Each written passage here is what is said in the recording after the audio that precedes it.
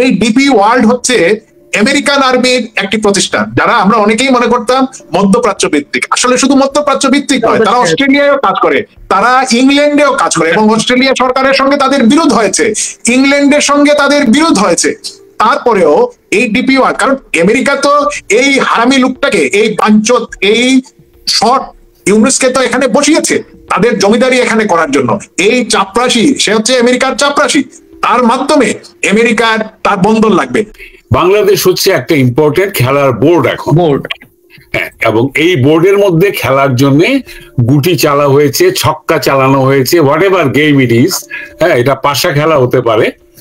তো এই রাজনৈতিক পাশা খেলাতে এই দানের গুটি এসে পড়েছে বাংলাদেশে। এই গুটির মধ্যে প্রধান গুটি, মন্ত্রী গুটি হচ্ছেন আমাদের নোবেল লরিয়েট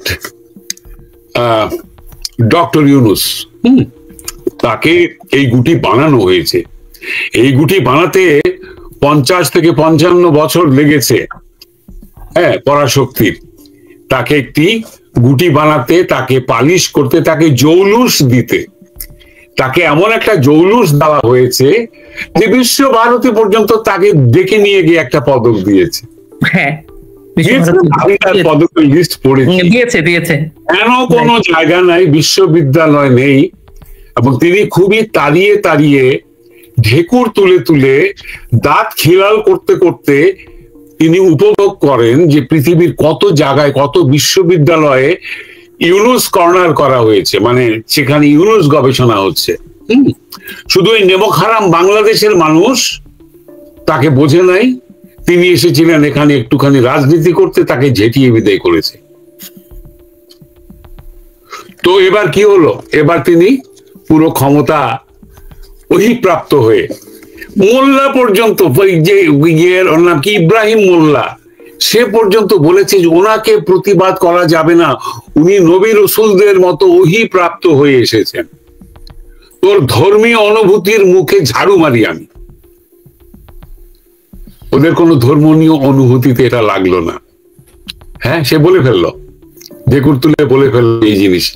পয়সা পেয়েছে হচ্ছে, সামান্য কিছু পয়সা, অথবা ধমকি যেটা দিয়েছিল ইয়েতে, আওয়ামী লীগ আমলে যেভাবে একটু বলা হয়েছিল যে তুমি বিদ্বেষ ছড়াচ্ছ, সেই ইয়ে থেকে, ধমকি থেকে হয়তো তাকে অব্যাহতি দেওয়া হয়েছে। যাকে, তো যেটা বলছিলাম যে বাংলাদেশের ভবিষ্যৎ নিয়ে ছিনিমিনি খেলতে এসেছে এরা।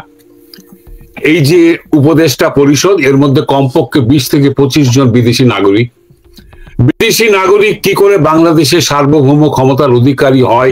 এটাই তো বেআইনি কাজ। পৃথিবীর কোনো দেশে এই নিয়ম নেই, পৃথিবীর কোনো দেশে নেই। তুমি এই দেশের ভূমিপুত্র না হলে, নাগরিক না হলে, তুমি এই দেশের ভাগ্য নিয়ন্তা হতে পারো না। আজকে আমেরিকার পাশা খেলার গুটি হয়ে ডক্টর ইউনুস বাংলাদেশের ভাগ্য নিয়ন্ত্রণ করছেন। আমরা দেখতে পাচ্ছি উনি বন্দর দিয়ে দিচ্ছেন, উনি যা খুশি, যারা এটা প্রতিবাদ করবে তাদেরকে দমন করা হবে, এরকম আইনও তিনি করে ফেলেছেন। অরক্ষিত ঢাকা এয়ারপোর্ট পুড়ে যাচ্ছে। এটা তো আমরা তো বাঙালিরা তো আমরা উড়োজাহাজ আবিষ্কার করিনি, আমরা জানি না। কাজে বিশ্বের সেরা অপারেটরকে এনে এবার তিনি এয়ারপোর্টটাও দিয়ে দেবেন। 2,500 বছর ধরে চট্টগ্রাম বন্দর, তারও আগের ইতিহাস হয়তো আছে, কিন্তু চট্টগ্রাম বন্দরের 2,500 বছরের ইতিহাস পাওয়া যায়।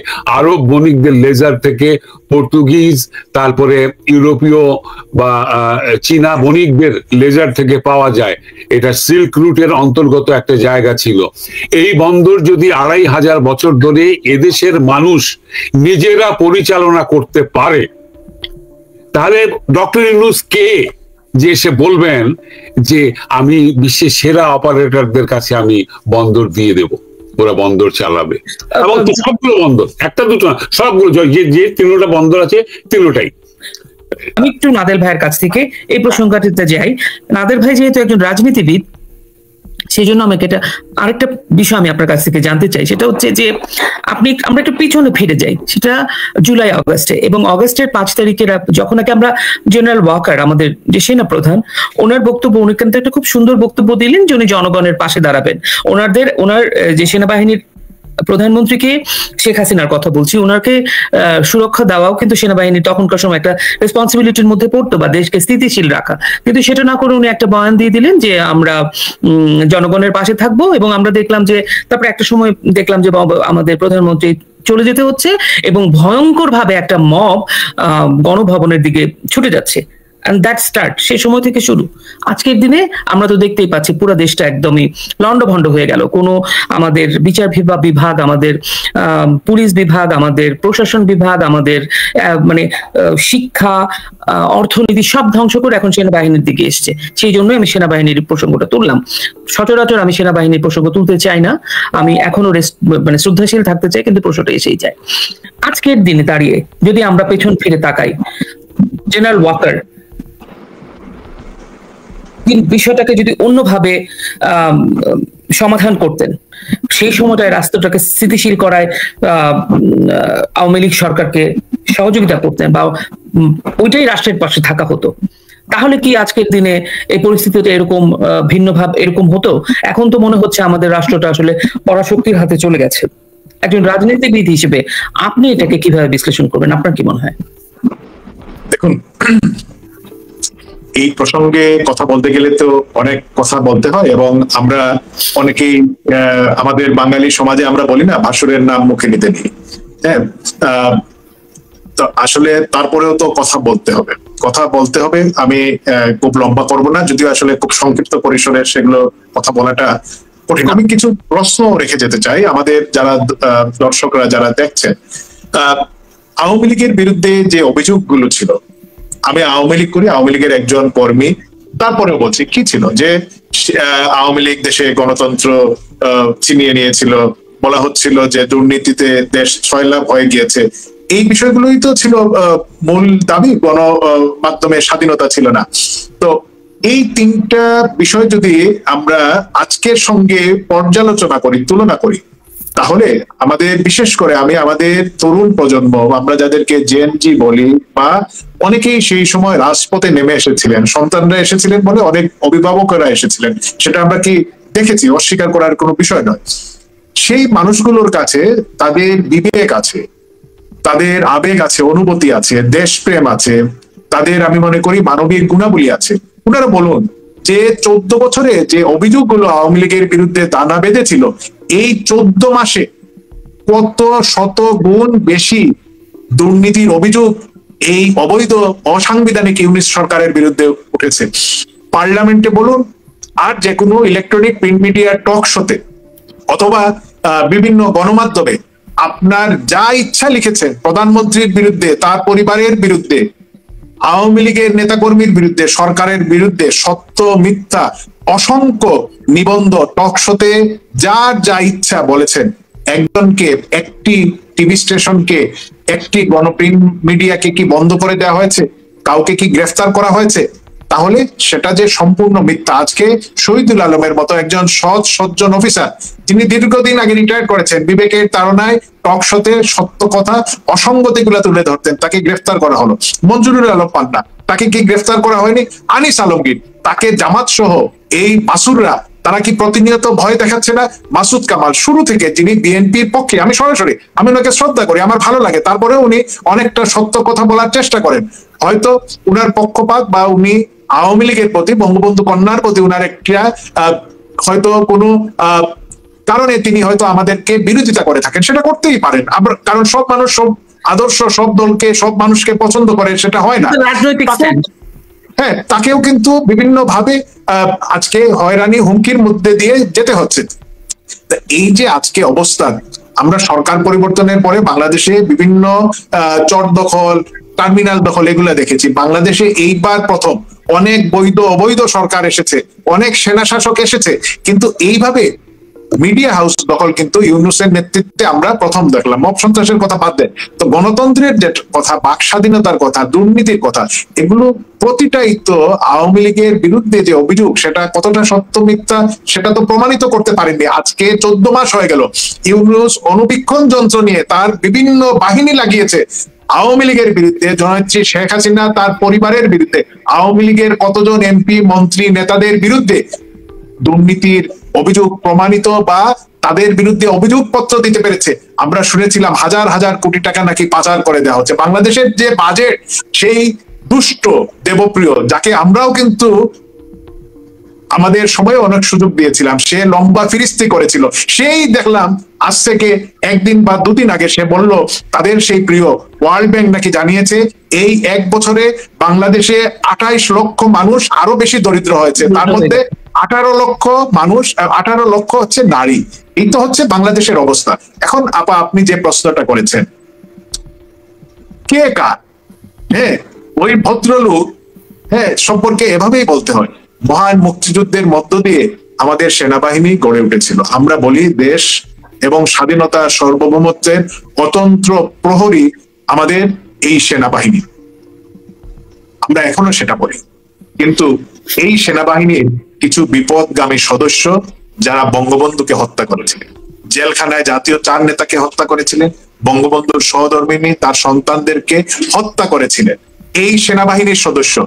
এই সেনাবাহিনীর কিছু সদস্য আবার জিয়াউর রহমান, তাকে হত্যা করেছিল এই সেনাবাহিনীর হাজার হাজার সদস্য।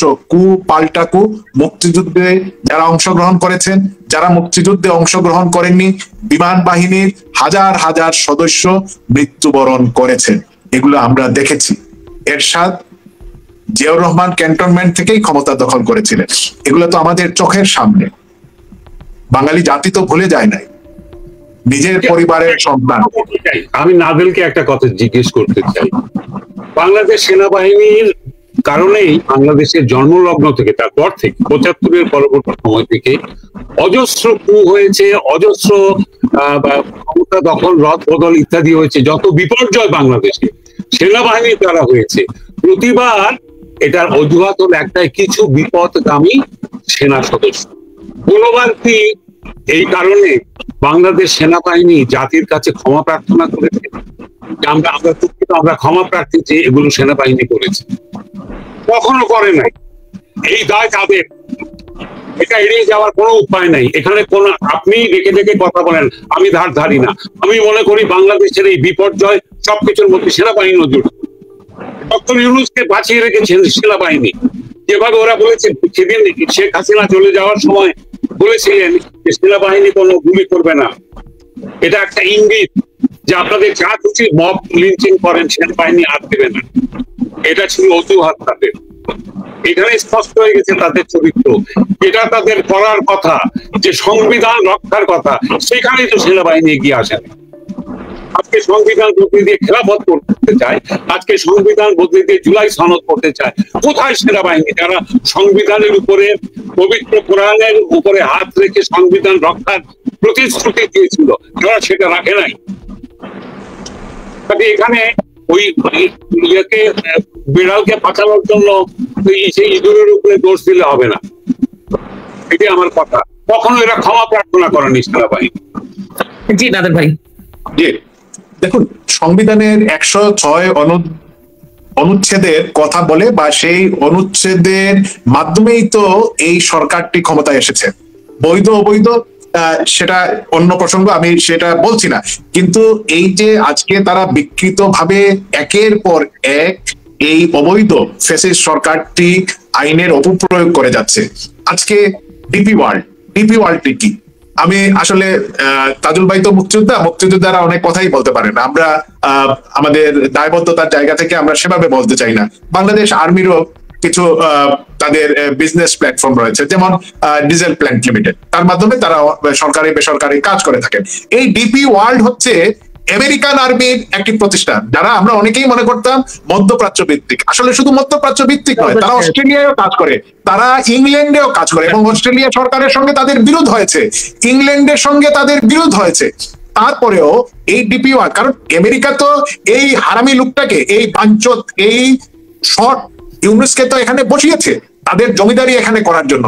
এই চাপরাশি, সে হচ্ছে আমেরিকার চাপরাশি, তার মাধ্যমে আমেরিকার তার বন্ধন লাগবে। আজকে সেই বিদ্রোহী মিয়ানমারের যারা রয়েছে, বা মিয়ানমারের সেখানে ঝামেলা যাতে বেশি করে হয়, যাতে আমাদের সেনাবাহিনী সেখানে প্রক্সি যুদ্ধে যায়, সেখানে একটা মানবিক করিডোরের কথা বলা হচ্ছে, বিভিন্ন নাটক আমরা দেখলাম। সেই খলিলুর রহমান, যে একটা লম্পট, তাকে বাংলাদেশ থেকে চলে যেতে হয়েছিল নৈতিক স্খলনের অভিযোগে।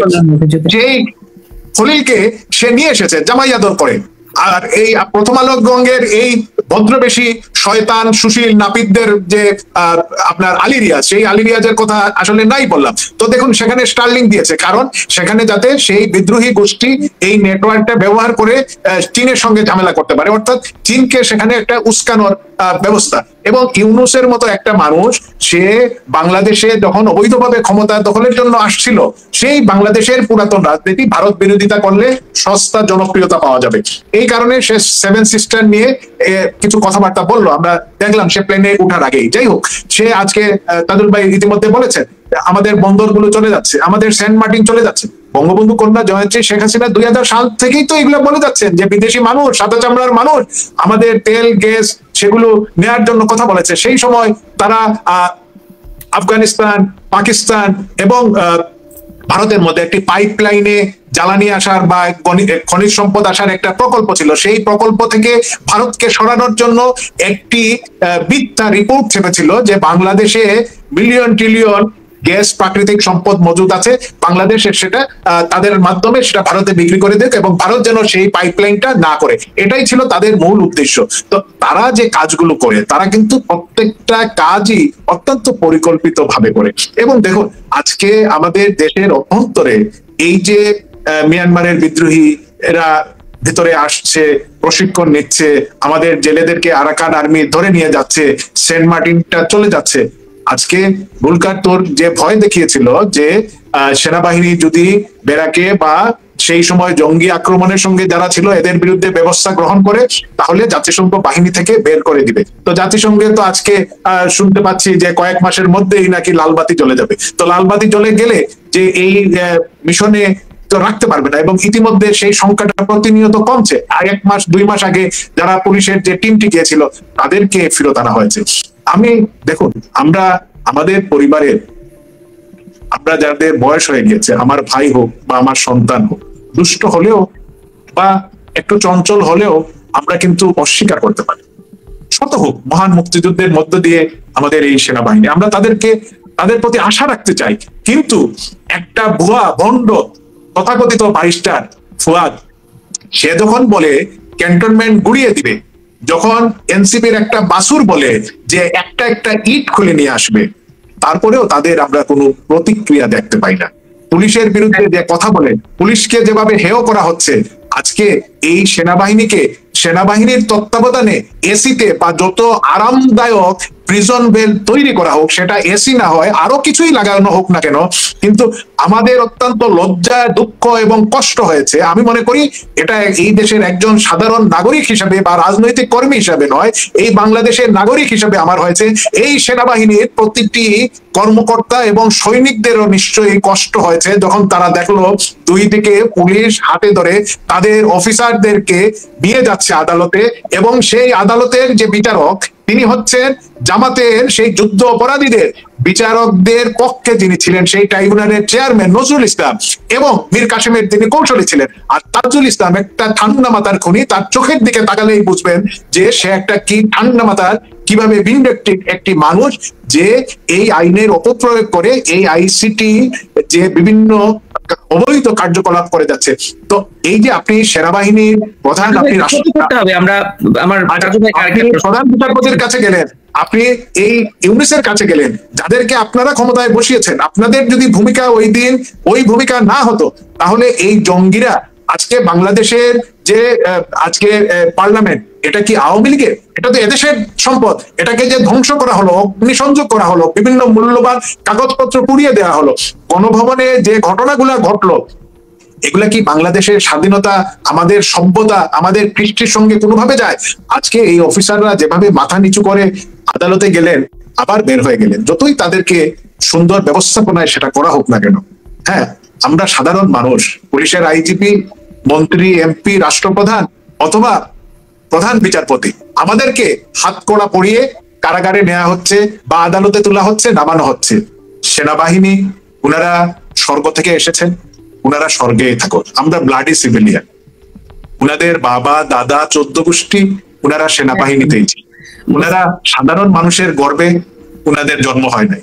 তো যাই হোক, এই যে আইনের অপপ্রয়োগ এবং আজকে বাংলাদেশের স্বাধীনতা সার্বভৌমত্ব বিকিয়ে দেয়া হচ্ছে, আমি মনে করি আমাদের যার যেখানে দায় রয়েছে, আজ হোক কাল হোক, এই দায় আমাদেরকে শোধ করতেই হবে। ইতিহাস যদিও যারা জিতে যায়, বিজয়ী হয় সাময়িকভাবে, তারা তাদের পক্ষেই লেখে, সেগুলো মধ্যযুগে ছিল। আজকে তথ্য প্রযুক্তির যে অবাধ যুগ, জিতে গেলেই বা প্রতারণা করে এগিয়ে গেলেই ইতিহাস আপনার পক্ষে আসবে, ইতিহাসকে আপনি পাল্টে দিবেন, সেই দিবাস্বপ্ন দেখে লাভ নাই। তাজুল ইসলামরা মুক্তিযোদ্ধা হিসাবেই টিকে থাকবেন, আর গুলাম আজমরা রাজাকার হিসাবেই এই বাংলার মাটিতে থাকবে, প্রতিষ্ঠিত থাকবে। অনেক ধন্যবাদ নাদেল ভাই। আমি একদম শেষ দিকে চলে এসেছি। আমি জানি না এই প্রশ্নের উত্তর কিভাবে। তাজু ভাই, ডক্টর ইউনূস তো আসলে বাংলাদেশের মানুষকে কতটা মানুষ মনে করে, ওনার কাছে বাংলাদেশ নামক ভূখণ্ডটা ওনাকে আকর্ষণ করে আমার যেটা মনে হয়। কারণ বাংলাদেশ মানুষকে উনি কখনো বলছে বর্বর, কখনো বলছে এদেরকে একটু টাকা দিলেই ভোট দিয়ে বিক্রিযোগ্য। তারপরে উনি তো বাংলাদেশের মানুষকে এবং কোনো ধরনের কোনো কমিটমেন্টে, আমরা গত 16 বছর দেখেছি প্রধানমন্ত্রী শেখ হাসিনা বিদেশে যেখানে গেছেন, এসে একটা সংবাদ সম্মেলন করছেন, সব সময় সাধারণ একদম প্রান্তিক মানুষের সাথে শেখ হাসিনার যে একটা যোগাযোগ ছিল, একটা আদান প্রদান, মানে তথ্যের আদান প্রদান, কিন্তু ডাইরেক্টলি যোগাযোগ ছিল। কিন্তু গত 16 মাসে তো ইউনূসকে এটা আমরা করতে দেখি নাই। এবং ডক্টর ইউনূসের কথাতে বোঝা যায় ওনার কাছে দুনিয়ার তামাম বাংলাদেশের বন্দর বলেন, বাংলাদেশের ভূখণ্ড, সমস্ত কিছু ওনার কাছে গুরুত্বপূর্ণ, এক্সেপ্ট বাংলাদেশের 18 কোটি মানুষের জীবন, মানুষের জীবনের নিরাপত্তা, মানুষের ভবিষ্যৎ, এটা ওনার কাছে প্রফেসর ইউনূসকে এই যে আন্তর্জাতিক ভাবে আমি জানতে চাইছি যে এই যে আন্তর্জাতিক একটা অদৃশ্য চাপ, অদৃশ্য কলকাঠি এবং প্রফেসর ইউনূসকে তৈরি করা হয়েছে মনে হচ্ছে, এখন তো বোঝাই যাচ্ছে যে বিশ্বমান এখন। তাহলে এটার আসলে, এবং আমাদেরও তো মিত্র রাষ্ট্র আছে, আর নেই তো তা না। আপনি কিছু নাম বললেন, আমাদের অনেক মিত্র রাষ্ট্র আছে। তো আপনার কি মনে হয় যে এটার গতিপথটা আসলে কি, পরিবর্তনটা কিভাবে হবে, বা কি মনে হয় আপনার কাছে? আপনি তো একটা মানে পাওয়ারফুল দেশে থাকেন, আমেরিকা, তো ওইখানকার রাজনীতি, বা আপনার কি মনে হয় তাজু ভাই? এবং আপনি একজন মুক্তিযোদ্ধা, আপনি মুক্তিযুদ্ধের সময়কার, সে সময় তো মার্কিন যুক্তরাষ্ট্র আমাদের সাথে ছিল না আসলে, তো আমরা সবাই জানি বিরুদ্ধে ছিল, তাই না? বিরুদ্ধে ছিল, পাকিস্তানের পক্ষে ছিল, হেনরি কিসিঞ্জার, আমরা সবাই এগুলো জানি। এখন কি মনে হয়, তখন যে বড়ি অবস্থা ছিল, এখন আমাদের সোশ্যাল মিডিয়া আছে, সমস্ত খবর আমরা মুহূর্তের মধ্যে পৃথিবীর এক প্রান্ত থেকে আরেক প্রান্ত চলে যাচ্ছে। আমাদের যদি লেভেল প্লেইং ফিল্ড বলেন, তাহলে আমরা অনেক বেটার জায়গায় আছি 71-এর থেকে।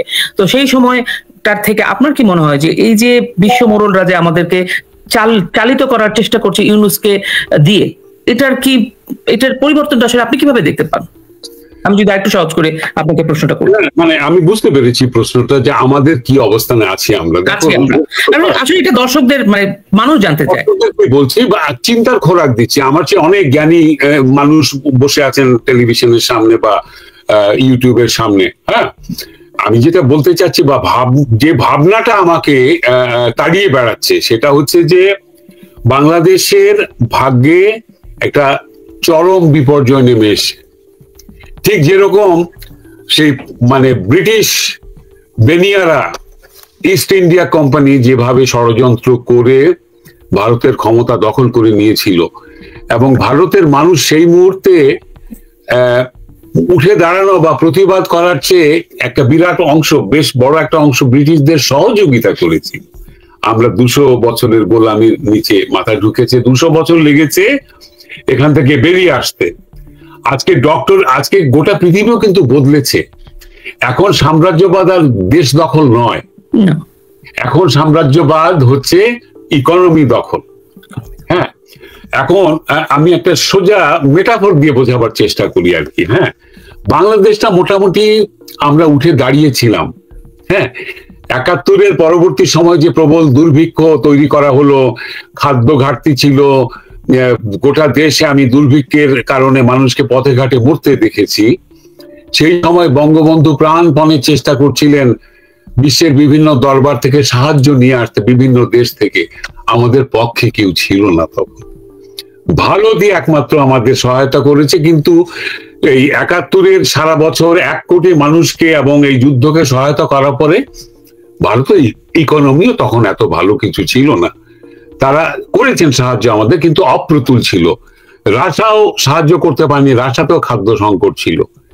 কোন মুসলিম দেশ আমাদের পক্ষে এসে দাঁড়ায়নি, কেউ না, কেউ কখনোই আমাদের জন্য এক লাল পয়সার এক দানা খাবার দিয়ে সাহায্য করেনি। হ্যাঁ, বঙ্গবন্ধু খুঁজে বেরিয়েছিলেন, যাই হোক শেষ পর্যন্ত তাকে কিনতে হয়েছে অত্যন্ত নিম্নমানের খাবার আমেরিকা থেকে, সেই জাহাজে লুকানো ছিল। বঙ্গবন্ধুকে হত্যা করার পরের দিন সেই জাহাজ এসে ভিড়ে, তার আগে 2-3 মাস ধরে সেটাকে লুকানো ছিল। এগুলো সব রাজনীতি, হ্যাঁ, কিন্তু আমরা সেই সময় থেকে অনেকখানি উত্তীর্ণ হয়েছি। আমি একটু প্রবৃদ্ধি হার আমি একটু পড়ে শোনাতে চাই যদি পারি। হ্যাঁ, আমাদের যে গত 54 বছরের শাসন আমলে বাংলাদেশের রাষ্ট্রপ্রধানরা যা করে দেখাতে পারেননি, শেখ হাসিনা মাত্র 14 বছরে করে দেখিয়েছেন। 40% থেকে 20% নিয়ে এসেছেন দারিদ্র্যের হার। দেশের মানুষের মাথাপিছু আয় $543 বছরে থেকে $2824, প্রায় 6 গুণ বৃদ্ধি করে দিয়েছিলেন। হ্যাঁ, আমরা ভালো ছিলাম। আমাদের এই যে অনেকে বলে 15 বছর কি করেছিলেন, 15 বছর এই হয়েছে, 15 বছর এই হয়েছে। হ্যাঁ, আমি বলছি বাবা 15 বছর কেন জিজ্ঞেস করো, আমার দিকে তাকিয়ে দেখো। আমি 54 বছরের ইতিহাস আমার একদম হাতের মুঠোর মধ্যে। হ্যাঁ, আমি তারও আগে আরো 17 বছরের ইতিহাস আমি জানি। কাজে আমাকে গত 15 বছর করবে না, কার সঙ্গে তুলনা করছো? যে নিঃস্ব বাংলাদেশ আমি দেখেছিলাম 72-এ, যুদ্ধ বিধ্বস্ত একটা দেশ, পাকিস্তানিরা কি আদর করতে এসেছিল? ওরা সব ধ্বংস করে দিয়েছে। ওরা যখন দেখেছে যে ওদের পরাজয় সামনে, ওরা আমাদের বুদ্ধিজীবীদের হত্যা করে আমাদেরকে মানে যাতে আমাদেরকে গাইড করতে না পারেন, অভিভাবকহীন করতে চেয়েছিল, বুদ্ধিহীন করতে চেয়েছিল। সম্পত্তি তো সবই ধ্বংস করেছে, ইন্ডাস্ট্রিগুলো সব ভেঙে দিয়ে গিয়েছিল। সেইখান থেকে বাংলাদেশ 54 বছর পরে কি হয়েছে, 2765 কোটি টাকা ব্যয় করে বঙ্গবন্ধু স্যাটেলাইট করেছে, নিজস্ব স্যাটেলাইট। ওটাও ভেঙে দিত যদি নাগাল পেত আর কি। মোল্লার দৌড় তো মসজিদ পর্যন্ত, মোল্লার দৌড় এখনো ইউনিভার্সিটি পর্যন্ত, ওগুলো ভাঙতেছে বসে বসে।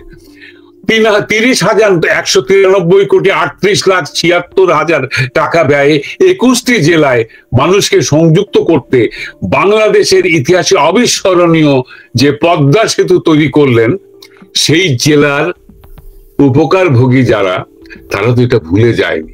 ডক্টর ইউনূস কি দিয়ে ভোলাবেন? তিনি তো চেষ্টা করেছিলেন যাতে ব্রিজটা না হয়। এই লোক কি করে বাংলাদেশের মানুষের কাছে হবে? আর আমরাই বা কি করে তার কাছে আশা করছি যে তিনি এটা করে দেবেন, ওটা করে দেবেন?